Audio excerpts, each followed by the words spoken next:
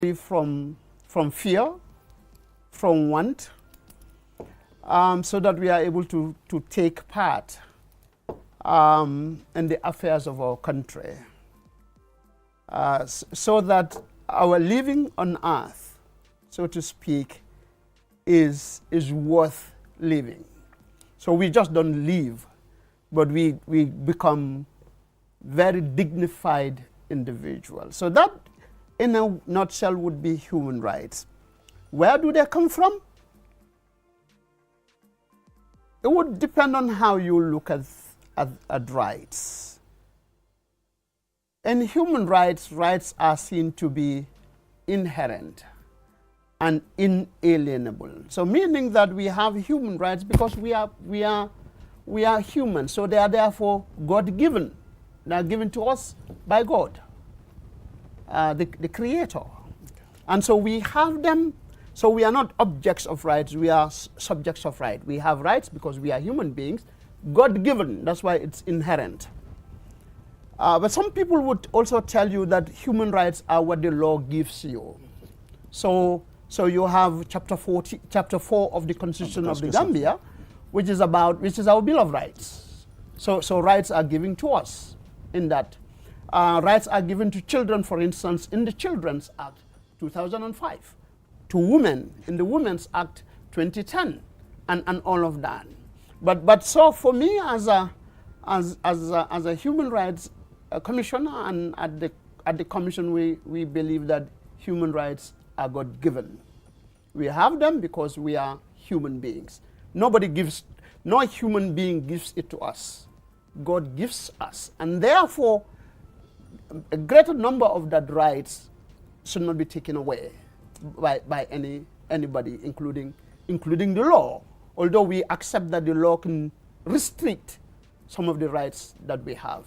But in human rights, there are other rights that are regarded as non-derogable, meaning that those rights can't be taken away by the law, by the state, even if there is a state of emergency. Some people will argue that right to life is one, freedom from torture is another, right to health is another, freedom from slavery is another right that cannot be taken away. They are non-derogable. But of course, we know that in our constitution, quite a lot of these rights are derogable. For instance, right to life. The state can impose the death penalty on people. And that's something that we will get into, the issue of the death penalty, because I remember a couple of years ago, I mean, you issued an advisory note relating to the death penalty. I would just like to know, I mean, talking about these given rights, I mean, God-given rights, law here and there, I mean, why should we respect them? Well, we should respect them because when you take them away, when you don't give them to a person, you take away his being, you take away his very dignity as a human being.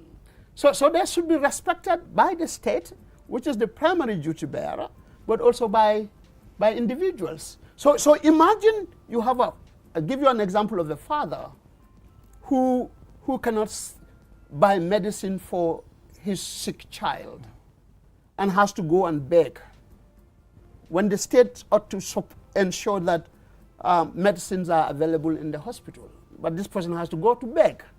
You reduces that person to, you take away his dignity. I mean, if we read the UDHR, the Universal Declaration of Human Rights, and look at the preamble of the UDHR, we see how after the Holocaust, after the Second World War, the Holocaust, the serious violations of rights, then we realize that when rights are not respected, chaos is often the end. When rights are not respected, people can rise up against whoever is trampling on their rights. So they should be respected, they should be promoted, and they should be protected, because when they are respected, they are protected, and they are fulfilled, we become what I would call full human beings, dignified human beings who have a life that is worth living. But why do we talk more about human rights and not human responsibilities?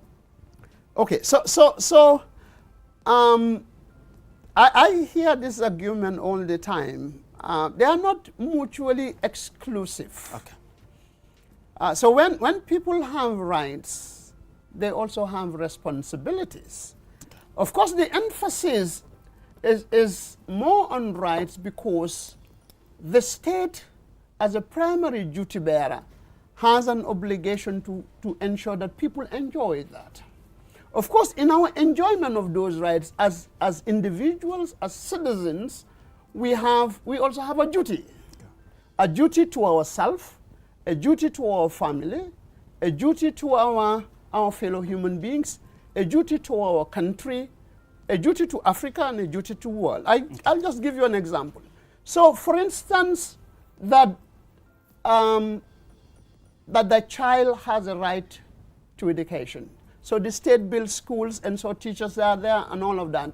That child has a responsibility to learn, to obey the school rules, to respect his teachers.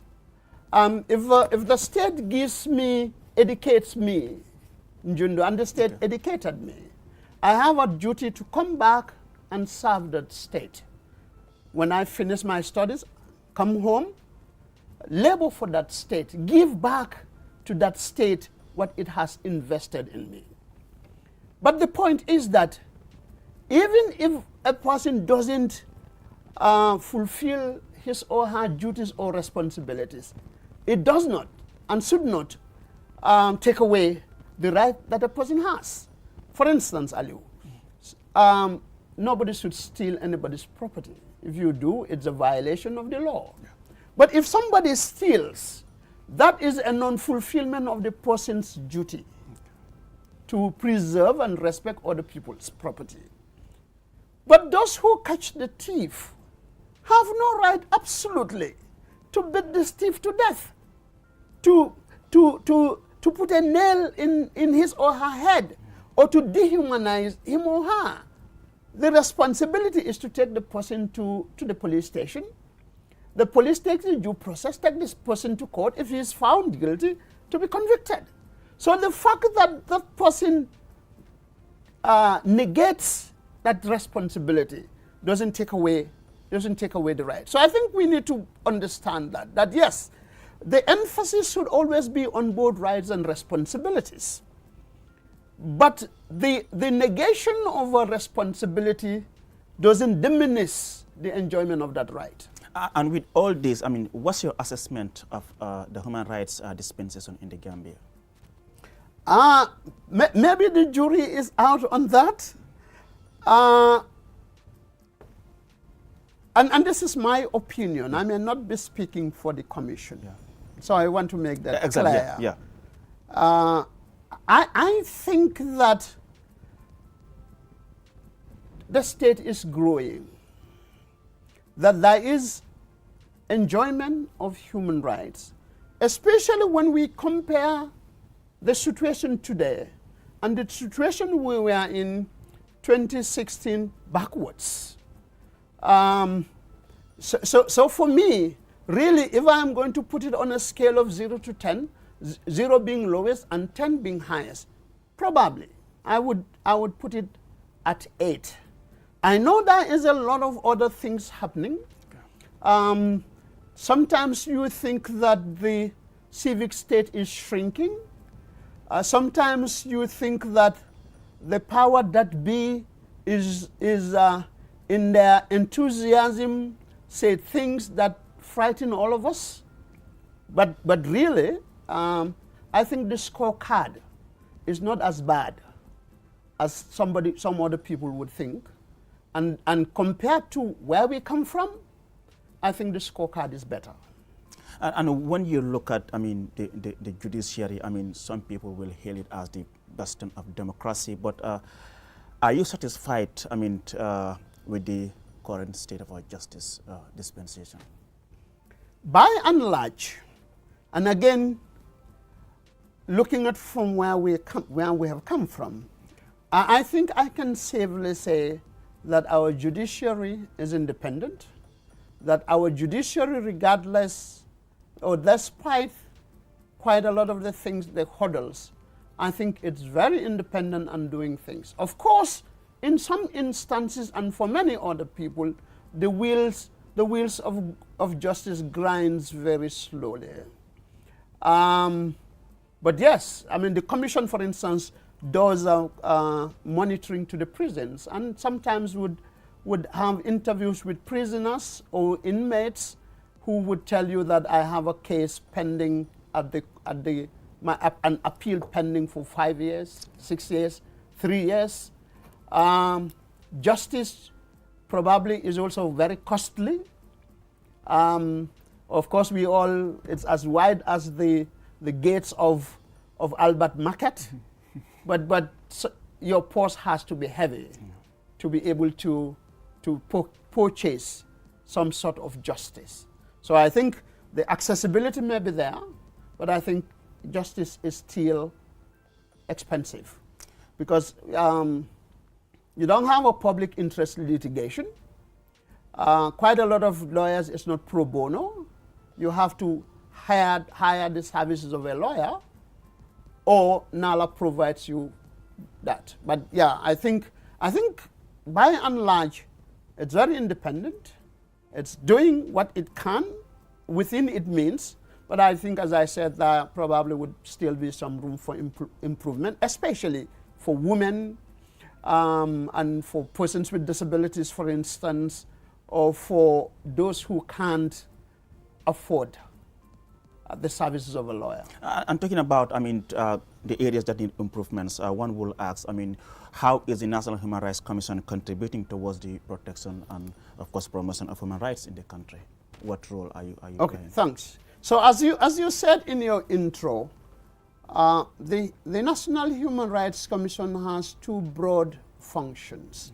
It has a promotional mandate where we raise awareness on human rights, where we do public education, organize conferences, build capacity of duty bearers and right holders as well, where we do research to look at the situation of human rights, publish reports, do advisory notes. So those are some aspects of our promotional.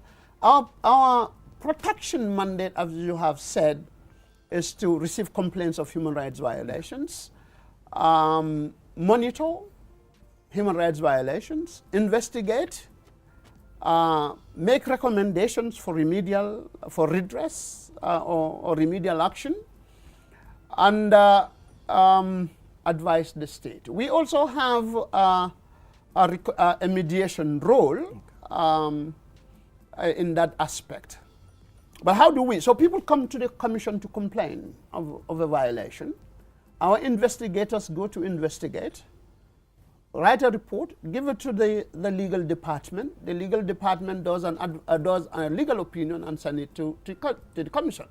And so in many of that instances, when the commission makes recommendations, few cases come to mind. For instance, I'm sure you remember the Gorgim case. Exactly, yeah.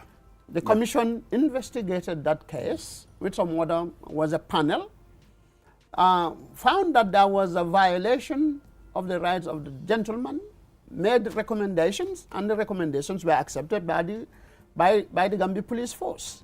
We had some cases relating to the Drug Law Enforcement Agency, investigated, found there was some violation of rights, made recommendations accepted and implemented.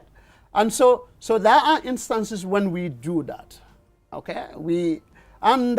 And in many of those instances, the recommendations or decisions of the commission are often accepted by the state. So those are some ways we contribute we are not a court, yeah, but we also have a quasi-judicial powers. So we can see it as a high court, okay, in session, and summon witnesses and all of that.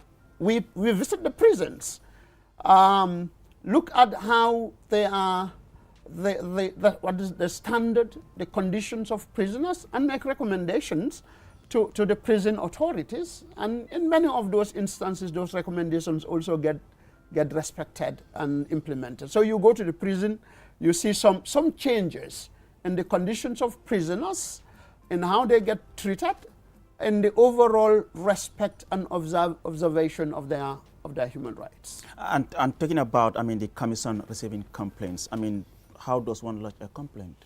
So people, you can lodge a complaint in many ways. Okay. We have a website. We have a complaint mechanism, a referral, a complaint form. So if you are literate, you can go make a complaint, whatever, and it goes to our database. We have a complaint database, so our investigators would receive your complaint. No sooner had you finished sending it. You can make a phone call and complain. You can write a letter. For instance, you can write a letter or a message to any of the 5 commissioners, and that would be seen as a complaint, okay, a formal complaint to the commission. You can walk in. You can walk in, go to the commission, go inside, and lodge a complaint. Where are you located? We are located at Kotu, okay, near DSTV, just directly opposite DSTV, or we have the Apple Tree School. But I just want to add that one doesn't have to be a victim to lodge a complaint. Okay. So if Aliu, for instance, knows about a human rights violation, or is concerned about a human rights violation, Aliu can make a complaint on behalf of the one who is being abused or whose rights are being violated. But the commission can also, let me steal the term of the lawyers. Yes. the commission can also take a case suo motu. Okay. On its own, the commission can investigate. So we do quite a lot of media monitoring, listen to the radio, listen to friends. So for instance, once on Gambia reveals a case, the commission sees it and asks the investigators to go and investigate. We read the newspaper, we understand that this probably is a potential violation, we investigate. And just to also say that everything that is done at the commission is confidential. Every commissioner, for instance, is under oath. Under oath, yeah. Quite a lot of our staff are also under oath. So if you make a complaint to the commission and you do not want your identity to be revealed, that would be respected. And no matter what, we would not reveal or divulge that identity or say that it was Aliu who lodged a complaint. Because, as you know, it's a close-knit society. And so if you report a case, we also should ensure that your relationship with the others is not also spoiled by your desire to see that justice is done. And what happened in an event where someone reports a case and you realize that, there is no truth in that complaint, or there is no truth in the allegation made against a particular individual? So when you make a complaint and it's firstly we have an admissibility criteria. Okay. I just hasten to add that as per our act, there is a status of limitation for us, that we cannot hear human rights violations that take place before 24th January 2018. We cannot. Okay. But if the human rights violation is continuing, so somebody who is arrested, unlawfully arrested, or in detention in 2017, but still now that violation is continuing, then the commission can hear such a case. Earlier on you mentioned about how the government in this case is cooperating with the recommendations being made by the commission. You cited the case of Gorgui Mbop and of course the Drug Law Enforcement Agency. Has there been any instances where you made a recommendation and the government said, you know what, National Human Rights Commission, mbang, we won't do it? No. Okay. As per the Act, when the Commission makes a recommendation or a decision, it gives that institution or person 30 days to respond. Not to respond to the decision, but to respond to say what you have done to implement it. So as far as I know, no. But of course we face challenges in requesting for information from certain quarters. Let's say, without being prejudicial, let's say from the Ministry of Lands, from the police, from some other quarters. Of course you have that reluctance, but by and large, people support us. Government institutions support us in the work that we do, especially when we need information. But no, as far as I know, no government institution or person has refused to implement our recommendations. How are you funded? We are an independent institution. I needed to say that so people understand we are very independent. Okay. But the state is expected to support us. And so some people may say, well, when the state funds you, do you bite the finger that feeds you? Oh yes, we do. We do. We hold the state accountable. But the state has to fund us, and it does. Is the funding often adequate? No. As per our Act, the Commission can fundraise, can solicit for donor support, and we do that. So we have a strategic plan 2021-2025, and at least I think about 30% to 35% of the funding has come from the state, but we still have a very big deficit. Of course, the argument is that the national kitty is too small, and we are not the only agency. But yeah, the state funds us, but we also get funding from the Office of the High Commissioner for Human Rights, for instance, UNDP, which is one of our biggest partners, the the French Embassy, the Canadian Embassy in Dhaka. We collaborate with the Danish Institute for Human Rights and some other partners also fund us. But yeah, funding is a big challenge for us. And I mean, like you said, the government is providing at least maybe 30%. I mean, you have your strategic plan. I mean, how do you deal with the deficit? I mean, how do you fill the other gap to be able to implement effectively this plan? That is difficult because by and large, many development partners, I wouldn't call them donors, many development partners don't fund national human rights institutions. They expect the state to fund it. So many of our activities don't get implemented. So we would roll them over to the following year because of the deficit. And we are still thinking of ways of ensuring that we get programs, projects and programs with donor partners. It's with development partners, but it has been difficult. But as I said, we still have our traditional partners, UNDP, Office of the High Commissioner, for instance, the French Embassy, the Canadian Embassy, who give us some funding. For instance, UNDP, we have a post-TRRC project with UNDP for about 2 years. But yeah, I mean, it's to be honest, covering the deficit is a mammoth task for the Commission. And talking about this strategic plan, take us through. What is this plan all about? So the strategic plan is basically the tool for us to implement our mandate. Our mandate, as I said, is promotional and protection. And it's only in a strategy plan that we would know how to achieve those things. So our current strategic plan has 6 strategic objectives, from deepening knowledge to poverty and human rights. And so it provides us a roadmap to, as we say, as our vision is a Gambia where everybody enjoys their fundamental human rights and freedoms.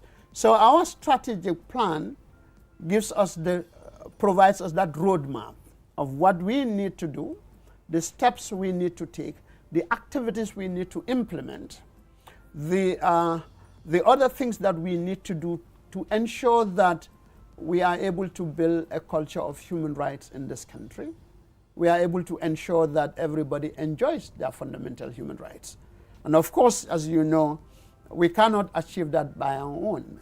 The program that you are doing now with me, by you, by QTV, is also contributing to the realization of our vision. So the work that civil society is doing, the work that other government institutions are doing are all contributing to that. But in a nutshell, a strategic plan provides you the road through which you can reach your vision or your mandate. So do you have regular meetings with the state to be able to address some of the concerns that you have? We do.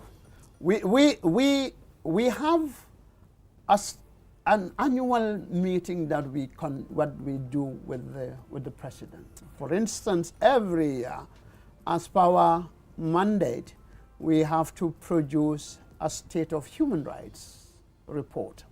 So we do an analysis of the state of human rights, how people in this country enjoy their human rights. We also have to do our annual activity report. So we submit our activity report and annual state of human rights report to the National Assembly. Okay, yeah. Because as an entity, we are only accountable and responsible not to any government ministry, but to the National Assembly. So the National Assembly is our oversight. We are not a satellite of any government institution. So we meet the president every year, closed door, the commission, the 5 commissioners, and the president, to tell him about the state of human rights, the challenges we are receiving, and how we think his government can enlarge the space. We also have a meeting with the regular meeting with the National Assembly Standing Committee on Human Rights and Constitutional Matters. Yeah. Again, because it's the oversight body, we have that interface with them to brief them. Sometimes they also call us. Like last week, they called the commission, literally summoned the commission to go and talk to them to talk to us and what efforts we are doing about the spate of arrest and detention that was happening. So we do that, but we also have regular engagement with civil society. We have established a civil society platform called the Civil Society Dialogue Platform, with civil society organizations working in the area of human rights. And so we go to them and have discussions with them, understand their role, their plight, and how they can also contribute to the work of the commission. So we have quite a lot of this, because as a commission, we are not afraid to be held accountable by every Gambian for the work that we do. Because at the end of the day, it's the state resources that we use. So Aliu, every Gambian in every nook and corner of this country can hold the national human rights accountable for the work that we do and for the work that we say we are doing. And could you just share with us, I mean, what are some of the areas that the country is performing well as far as human rights is concerned, but also where do you think we need improvement? I think in many, let's say because in human rights we have civil and political rights, we have economic, social, and cultural rights. So one can say to a great extent in civil and political rights there is some improvement. Economic, social, and cultural rights, I think the jury is still out on that, I would say. I think we need to do a lot because, as you know, civil and economic, social, and cultural rights are not justiciable rights. So if my economic rights are right to development, water, and all of health, for instance, are not provided, I cannot go to court for that because they are under what is called the directive principles of state policy. They are not justiciable. So we need to do a lot of work in that area. For instance, you go to Sanyang and Gunjur and all of those things, sand mining and fish meal factories, and the pollution it's doing to the environment. And civil and political rights, I think we hear that there is a shrinking space for civil society. The media sometimes comes under attack, especially from some political parties and some political party leaders. So maybe in that area we need to do some work, enlarge the space for civil society to operate and work on. Of course, when some people can argue that, but no, we don't have no law inhibits it, but we know what happens in the environment. I think the other area of concern would be issues relating to hate speech, to bigotry, to this misinformation and disinformation, and to a great extent also in child protection, sexual abuse and exploitation of children, child sex tourism. I think those would be some areas, and probably enjoying women's political participation. I mean, you look at the National Assembly, probably only 5 or 6. Yeah, exactly. Yeah, in a whole house of 58. Maybe about 10–13% are just. You look at the cabinet, for instance. You look at the higher echelon of the public service. You can count the number of women you see there. I think in those areas also we would need some radical, deliberate state policy, state action to ensure that those spaces are also enlarged for women. Thank you very much, Njondo Drame, Commissioner, National Human Rights Commission. He's our guest for this week on the State of Affairs program. We'll go with a short break, and when we return, discussion continues. Do stay tuned. The future is now with QCell's 5G network. Experience speeds like never before with our new 5G Rocket Fixed Internet plan. Get speeds from 10 Mbps to 100 Mbps. Your 5G-enabled devices. Walk into QCell headquarters to get one of our 5G routers and experience the true feeling of 5G. Only with QCell. QCell brings you the future. Tech, innovation, incredible speed. The future is now. For more information, call our customer care on 111. QCell, Sunyabus. We innovate, others follow. Terms and conditions apply. The art of juggling is a true spectacle of agility, coordination, and speed. A symbol of progression, precision, and mastery.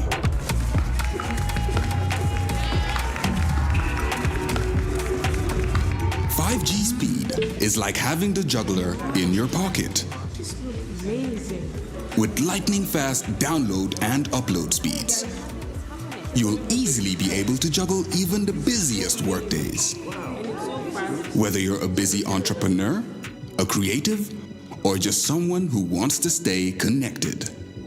Juggle your tasks with ease with QCell 5G speed. The future is here.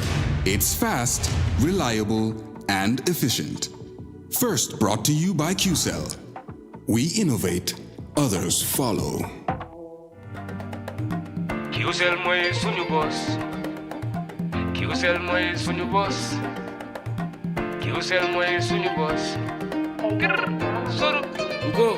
Ebe dawa full network suda tili. QCell. Ni lafta diamla wati jamala mune diata. QCell. Most reliable network dumala geta wati. QCell. Wo quality man nyon sota jam pona manke QCell. Hanibe wulo ni farole kono walante be bakono jala fayola network ko se taria. QCell suñu boss. Ñu fi njëkk indi 3G ñu delu taxi 4G plus and now we bring you 5G. 5G. First and only 5G provider. Suñu boss. Itela follow adi doron nesa keno. Suñu boss. Gambia bela nyon tawa fele QCell. Suñu boss. Ko fasunta buka busi QCell. Suñu boss. Itela moldi milka kukutol nati Gambia. QCell meta lori la kilianol yele imanyina amanda wala itela ka quality dila dadi ma itele silo wala wodol mume be kenoma. QCell suñu boss. QCell suñu boss. QCell suñu boss. QCell suñu boss. Connection be bambandi QCell suñu boss. QCell most innovative QCell suñu boss.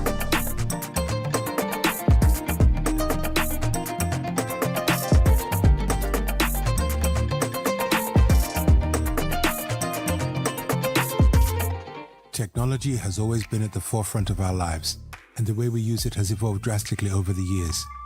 With the advent of 5G internet, we are entering a new era of technological innovation that promises to transform the way we live, work, and play.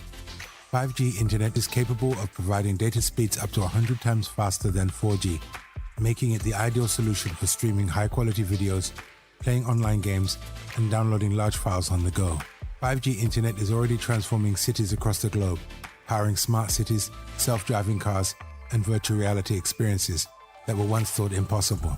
5G internet is also paving the way for Internet of Things, allowing for seamless connectivity between devices and the creation of a truly connected world. For the first time in the Gambia, QCell is bringing tomorrow's technology to you today with the launch of QCell 5G internet. Get ready to experience the out-of-this-world wonders of QCell's 5G internet. For more information, call 111. QCell. We innovate, others follow.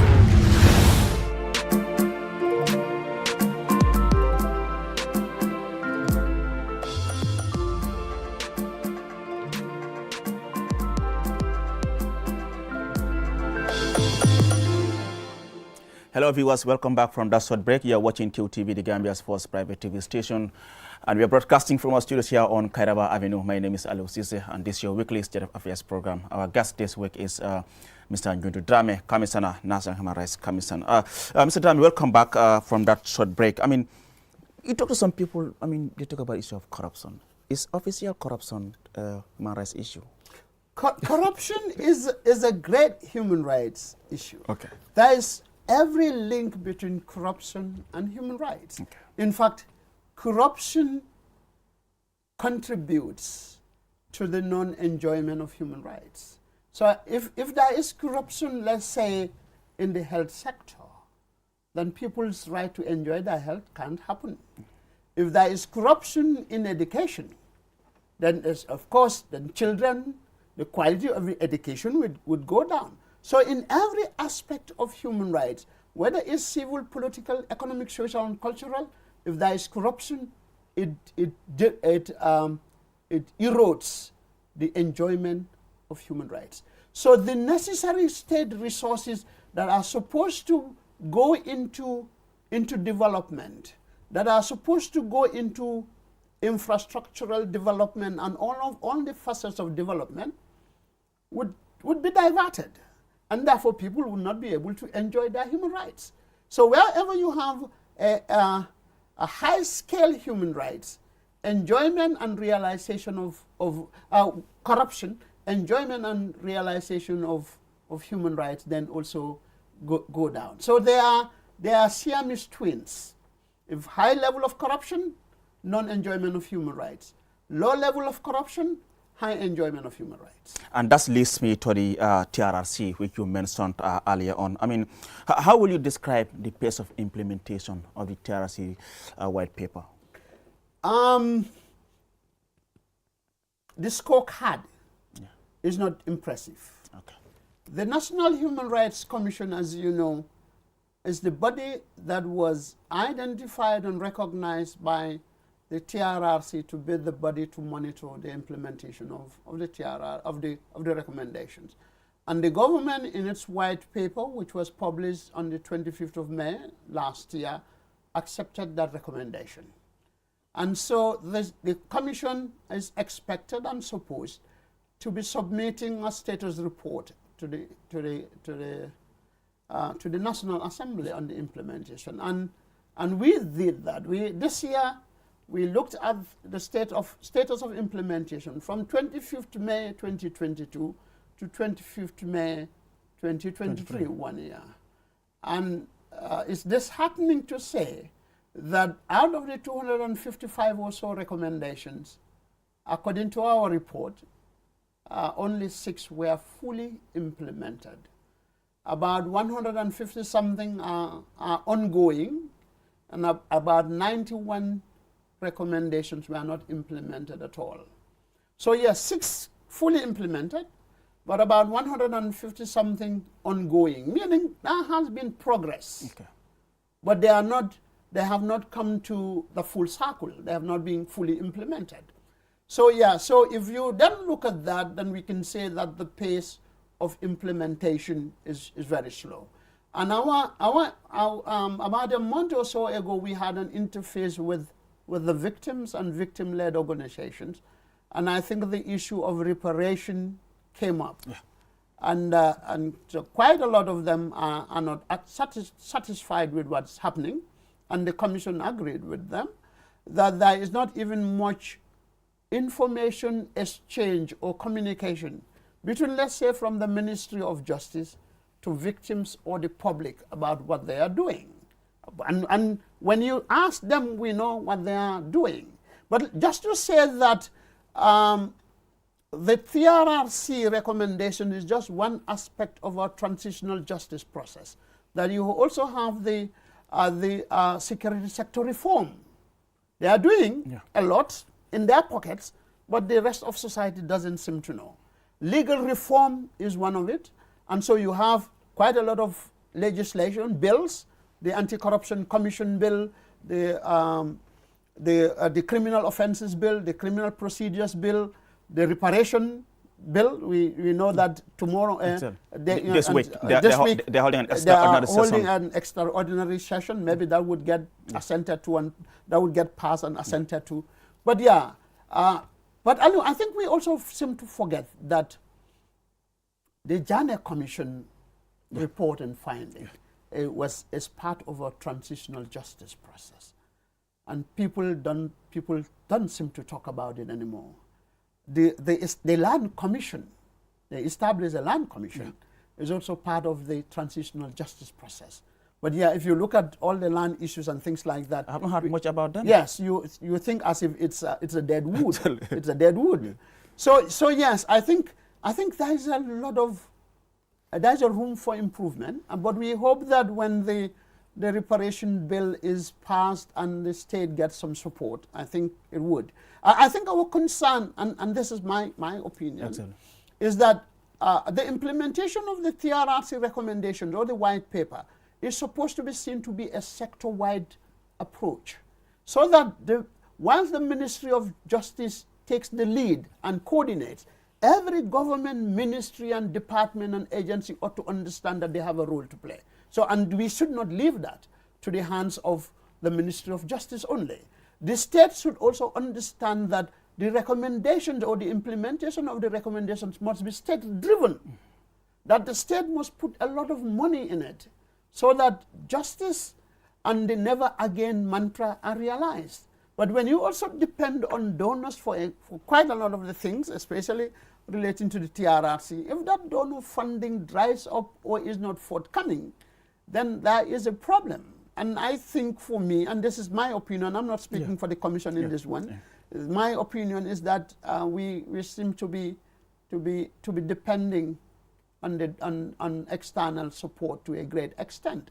And talking about the issue of never again, do you think, we will go back to the 22 years under the former regime? I don't think so.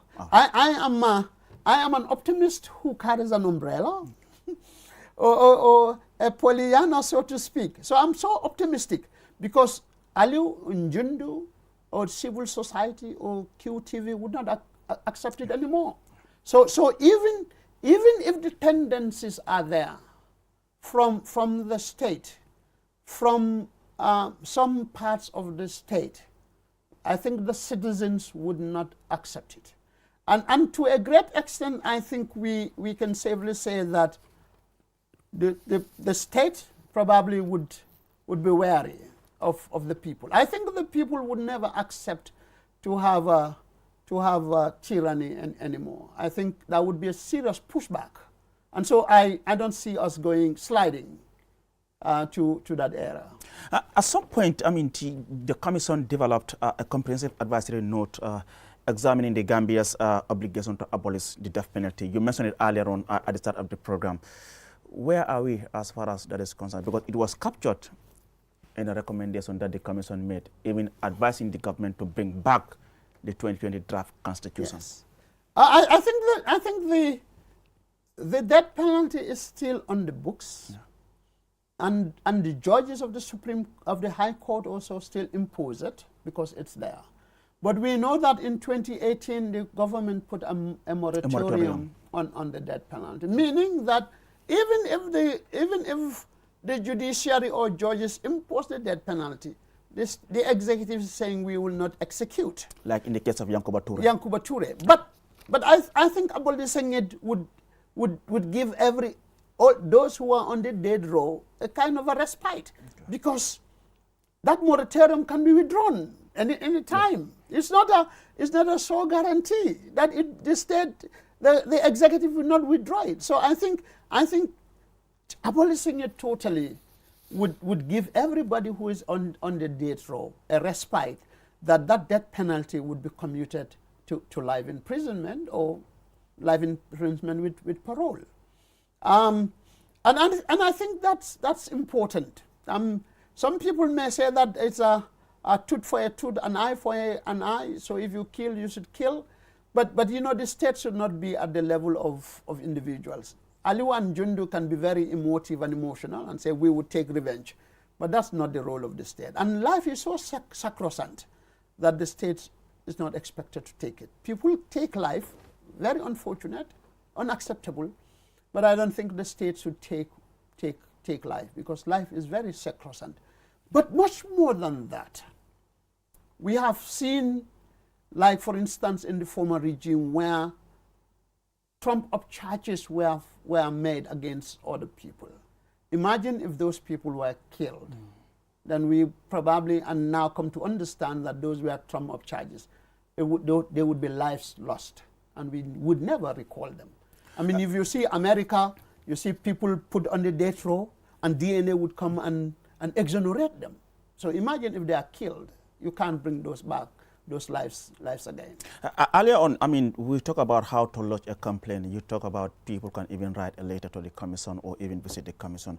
In terms of decentralization, for example, someone who is living in Basse, I mean, you have a complaint to make. I mean, do you necessarily have to come to the head office, or even perhaps you don't even have your contact to contact Commissioner Jundu?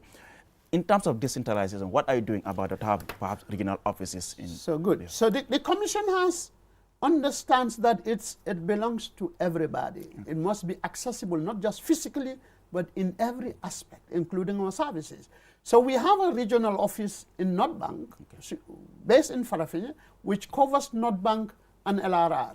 We have a regional office in URR, which covers West Coast, Western Central River region. Okay. And the plan is to ensure that every region in this country has an NHRC regional office. So people don't need to come to Banjul, for instance, if you live in North Bank.